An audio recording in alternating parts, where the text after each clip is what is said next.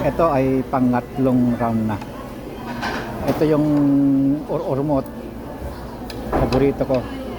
At saka itong fresh tuna.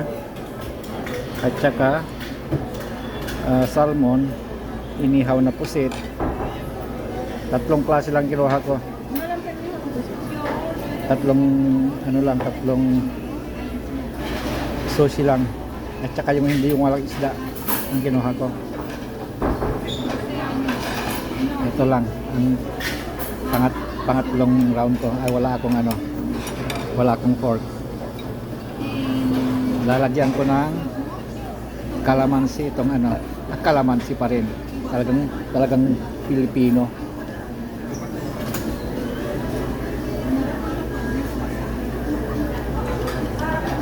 Wala nang kalamansi dito. Lemon na.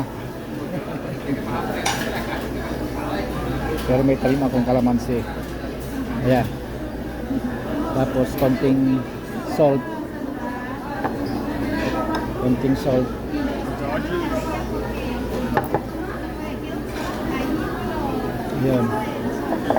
Yun lang.